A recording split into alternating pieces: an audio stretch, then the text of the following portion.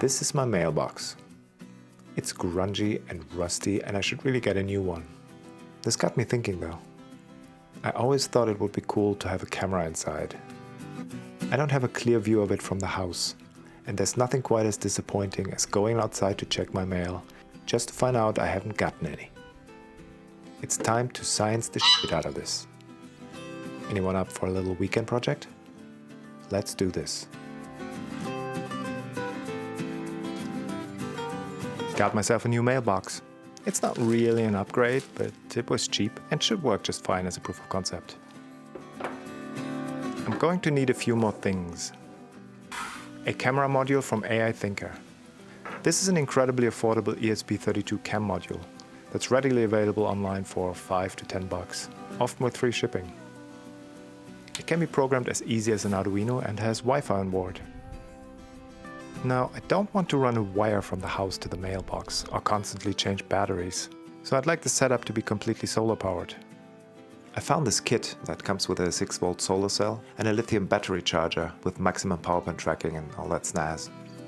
A lithium cell produces 3 to a little over 4 volt depending on its charge, so should be adequate to power the module.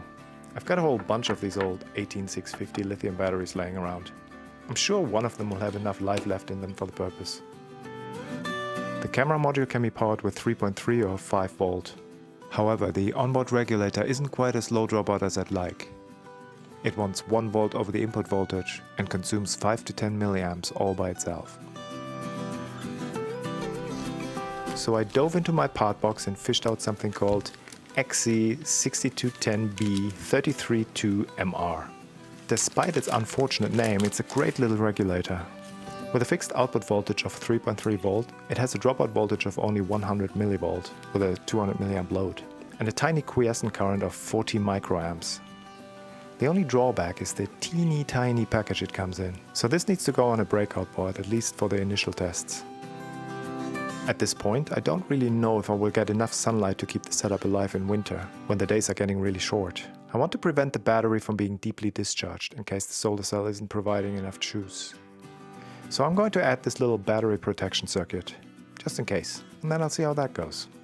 The ones I got come in a 10-pack in this handy breakaway matrix, like a Kit Kat. Next, I designed an enclosure in Fusion 360 to hold all of this together. It should be watertight, hopefully, and mounted on the outside of the letterbox.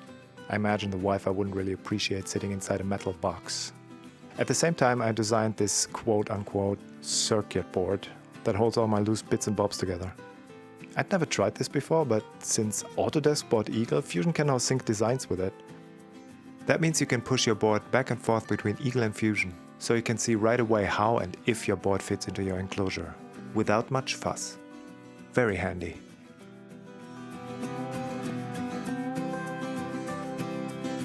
Another thing that's new to me is the filament I chose for the print. The enclosure will live outside in wind, rain, particularly in direct sunlight, which has a really harsh UV content in New Zealand. I heard good things about ASA filament. Specifically, it's good resistance to UV. So I decided to give it a try. Oh boy, that almost turned out to be a tragic mistake. Since it is a close cousin to ABS, it shares a lot of its problems. It warps like crazy when it cools down, so much so that some of my early tests literally tore themselves to bits during the print. It also stubbornly refused to stick to any of the 4 different types of build plates I had on hand. I finally managed to print the enclosure, crazy hot on an ASA acetone sludge, with my printer sitting inside a cardboard box cooking away at 50 degrees Celsius. The final print came out looking pretty alright though.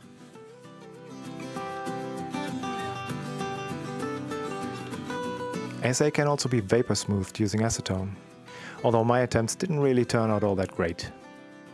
Before I seal the electronics in an airtight box, I need to flash the ESP32 with my own firmware, aka an Arduino sketch.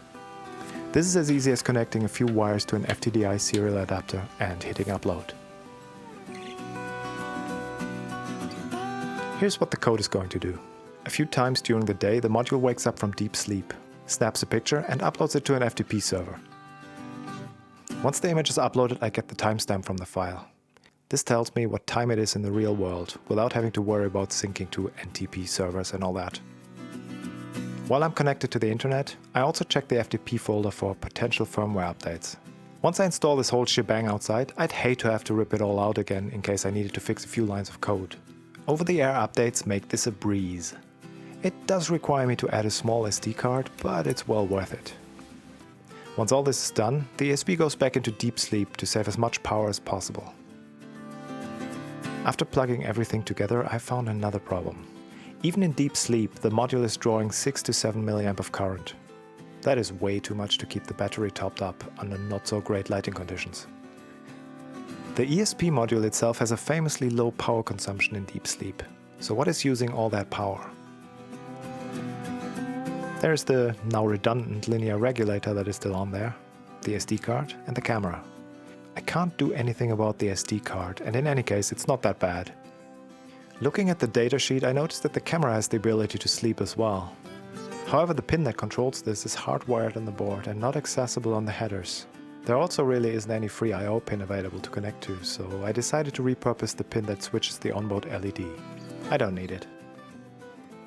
Now this is not for the faint-hearted, but I had to remove the pull-down resistor from the camera sleep pin, as well as the LED, and connect the pins with a wire using the now freed up solder pads.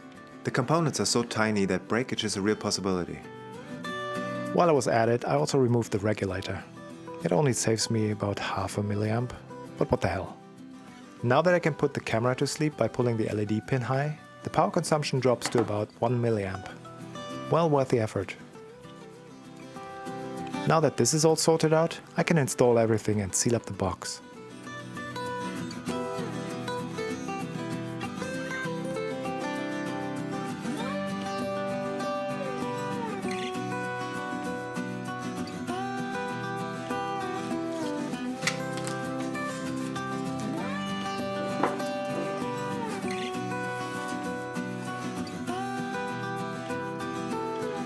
A few dabs of paint protect the naked solder pads from corrosion and short circuits.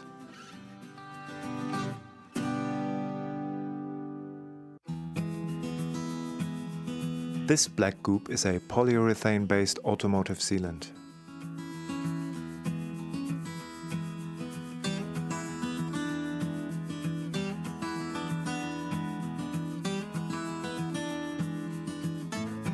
Flammable. Causes damage to organs. Harmful to aquatic life with long-lasting effects. Yummy. A few screws and some creative cable management later, my new mailbox is ready for action.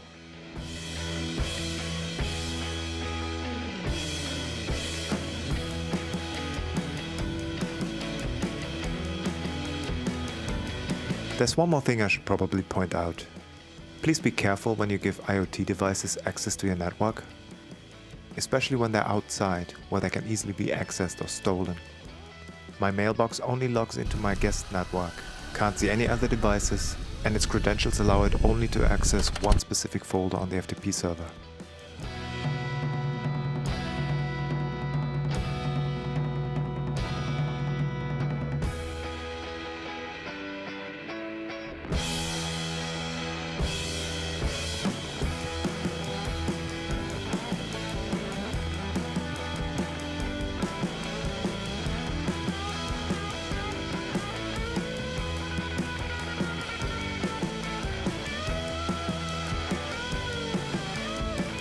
Oh, look at this! I guess that thing I ordered from that shop I like was just delivered. Gotta run. I hope you liked this video. Let me know what you think or what you would have done differently in the comments.